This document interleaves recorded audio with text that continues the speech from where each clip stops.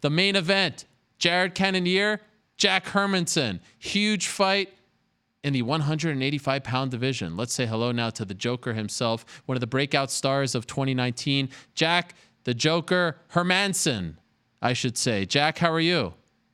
I'm great, Ariel. Thank you for having me. It's You, awesome to be here. you have to emphasize the Herman, right? Not just Herman, it's Hermansson. Exactly. You got Okay. it right there. So where are you right now, Jack? I'm at home here in Oslo, Norway. Oslo, Norway. When do you go to Denmark? Tomorrow. Tomorrow. This was the one you wanted, right? You just wanted to fight on this card. You've been talking about this for quite some time. I know you wanted the card. What about the opponent? What did you think when they gave you Jared Cannonier?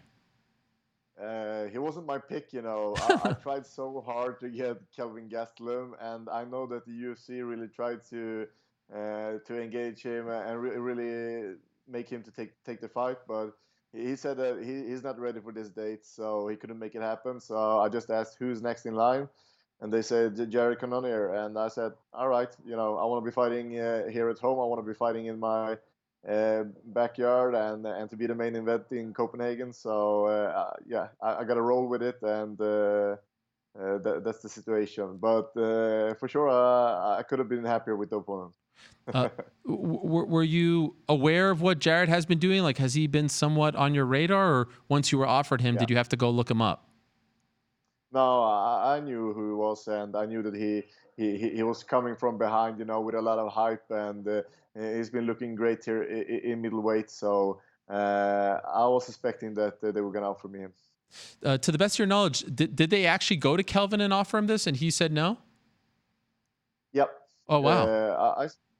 I spoke briefly over the internet with Calvin as well, and he said that he didn't want this date. He wanted the fight, but he wanted it later this year, not for this event.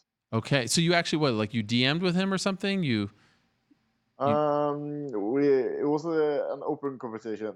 Yeah, I just wrote something. You know, I really tried to, you know, call him out a little bit, and commented on some post, and so it was not really a conversation, but it was clear that he wanted a fight, but not on this date. Okay. And for you fighting in Copenhagen, I mean, you have ties to Sweden, you have ties to Norway, obviously.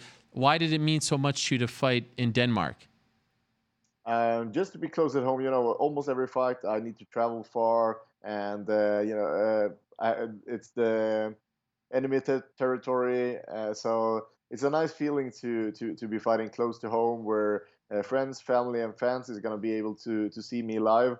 And I want to grow into the role as the leading martial artist here in Scandinavia. You know, especially now when Alexander Gustafsson has stepped down. So I think it's time for somebody to take over the throne, and I think that guy has to be me. So I felt that this main event was made for me. Obviously, you don't live there, but I'm just wondering: is there a lot of buzz? It's the first time the UFC, when they go to a country for the first time, usually it feels like a really big deal. And we were just talking to Martin Kampmann. There's only 2 Danish fighters on this card, so I feel like they're adopting you as one of their own. Are you sensing a lot of big deal, or do you think you'll a lot of buzz for this, or do you think you'll only really feel that once you get there tomorrow? It has been some buzz, but I'm looking forward to see how the vibes are when I get to Copenhagen, and I expect it's going to be a great show, and that the community will enjoy this one. Has life changed at all for you since you beat Jacare? You notice a difference?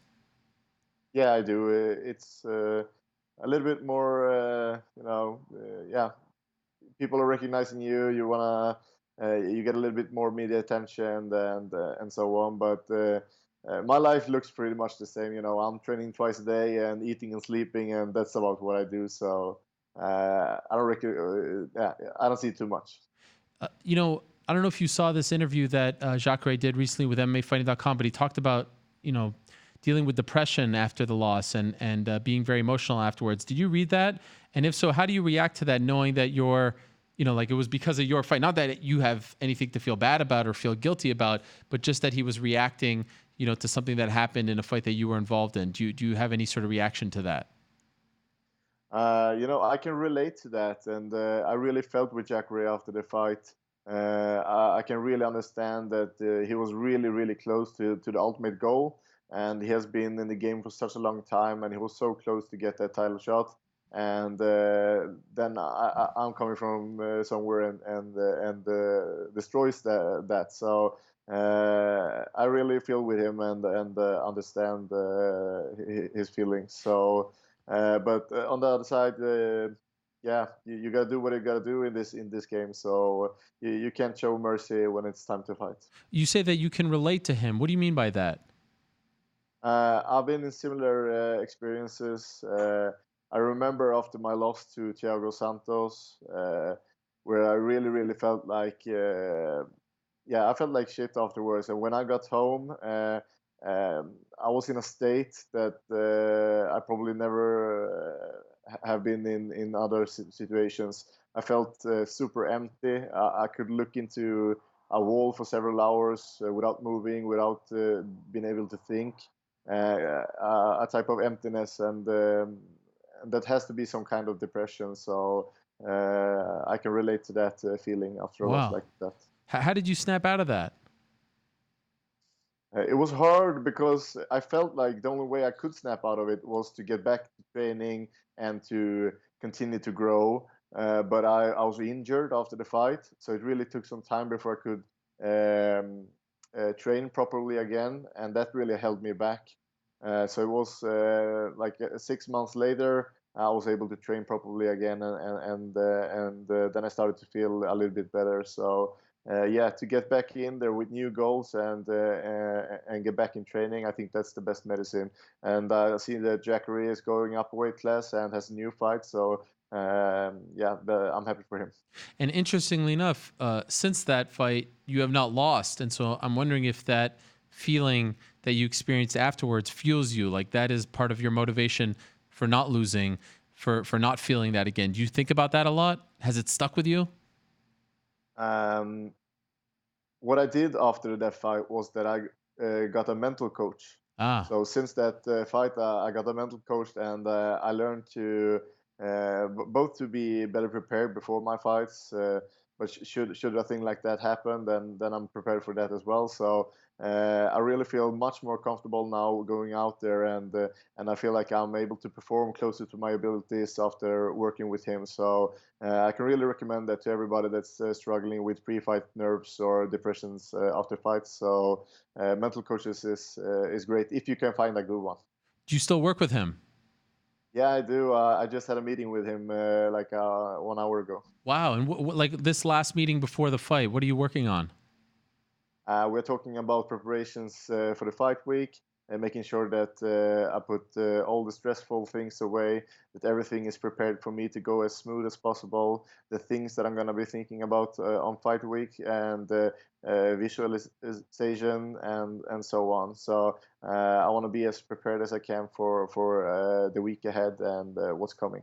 And do you suspect that for as long as you fight, you'll work with someone like this? Yeah, absolutely. But our work was more intense in the start. And now I have learned to master many of the techniques that we've been working with. So we're not seeing each other as often as before, but more like briefly. And he's reminding me of a couple of things and so on. So I believe I will continue to talk with him, but not as much as in the beginning. Will you talk to him before the fight at all, or was this it? I think this was it, but he reminded me that I can call him at any time if I should need anything. So he's a security for me if I need him. And just curious, 'cause I'm fascinated by this. Like in this winning streak, was there ever a moment like the night before a fight or the day of a fight where you felt like you really needed to talk to him and you called him? Once I can't remember, but I don't think it was a like an acute situation or anything like that. I just think that we had a chat at the hotel room, and it just reminded me of a couple of things that I need to think about. So usually the work is done before I travel, and it's such a big difference for me right now and before. So yeah, it's even hard to put words on how Wow. important that has been for me. So the winning streak now makes sense. Ever since you started working with him, you're undefeated, 4-0. One of those wins came against David Branch. Did you hear last week that he's been suspended 2 years by USADA? Yeah, I think that's my second opponent. I think Bradley Scott was suspended as well, so I got two of those guys right now. So Did you Snake suspect Diaz anything says. with him when you fought him? I mean, it was a short fight, but did you think of anything like that? No, I'm very careful about judging people, from their performances or the looks or anything like that. I think people are little bit too talkative when it comes to mentioning people's names in doping situations.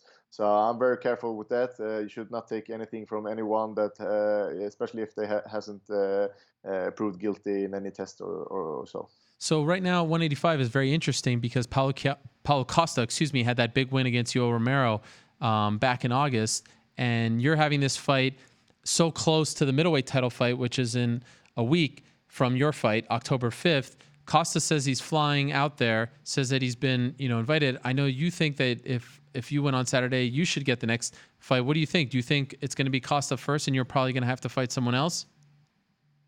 Let's say like this, if somebody's injuring themselves, I'm probably the one that's getting in there because Costa won't make the weight. Ah, But if it goes like scheduled, I believe Costa is the next one. He's undefeated and he has a big name and a lot of hype. So, but I'm happy to have an elimination fight with him if they want to.